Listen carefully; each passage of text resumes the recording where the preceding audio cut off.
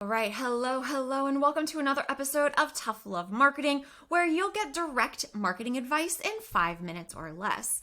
Today's episode is for those who do the marketing. I'm talking to you, freelancer. It's just you and me today.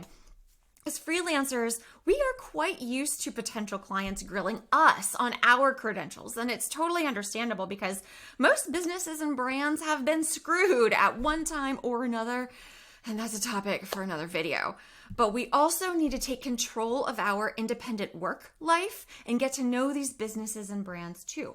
So here's the equation that's going to make up the foundation of our speed chat today. Personal in-depth understanding equals better marketing. And I can almost guarantee that anyone your new client has worked with in the past did not take the time to get to know them like you're about to. So this will be your differentiator. This will be how you set your professional and effective tone right from the start. Okay, ready? Here are 5 questions to ask your new client in order to strengthen their marketing. Number 1. What marketing have you done in the past, both online and offline?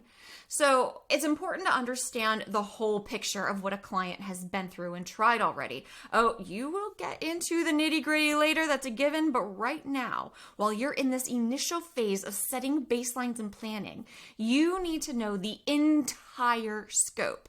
If their answer is vague, grill them with specifics.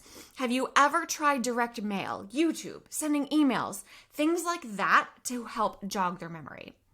All right, question number 2, ask, why did you stop working with the last freelancer or agency? So I really love this question because the answer will give you a structure for how to communicate and work with this client moving forward. They're likely to say things like, I never understood what I was actually getting for my money, or we talked all the time in the beginning, but then it stopped, or I just wasn't getting the results I was promised. And that, my freelancing friend, arms you with exactly how to proceed in your own work with this new client. Listen very, very carefully, because in many times, the reasons this client is looking for someone new is something that you can totally control and make better for them. All right, question number 3. How do you stay up to date with your industry and how it's doing as far as sales or appointments, returning customers, or issues? Again, a simple question with an answer that will arm you for the future. Not only will their answer provide you with resources that you should be checking into and staying up to date with, but you'll also get an idea as to whether this client is staying up to date themselves or operating off of assumptions. Assumptions are the death of marketing. And I think I'll make another episode about that. If they are being proactive and staying up to date, then what a relief. But if they are working off of assumptions, then you have some tough love expectations setting to do next. All right, question number 4. Why do you like the industry that you're in? You are really going to listen to this answer. Much of what they say can be turned into future CTAs and marketing and messages. Listen, take notes on what you find interesting and sock it away as copy for the future when you finally get to that stage of your marketing efforts. All right, and finally, question 5, and I kind of tricked you here because this is a question I don't want you to ask. Do not ask, what marketing services are you looking for? Because you're going to give away your power.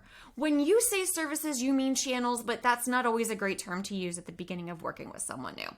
If you do ask this question, instead of being the marketing expert that you are now simply following orders from a person who's not a marketing expert. They're going to tell you Google and Facebook ads because that's where their customers are and that's where they see their competitors. But I promise you, no good answer will come from this question, so don't ask. Once you have the answers to the first 4 questions, as well as answers to questions around their goals and audience, then you'll know what channels that are best for this client, not them.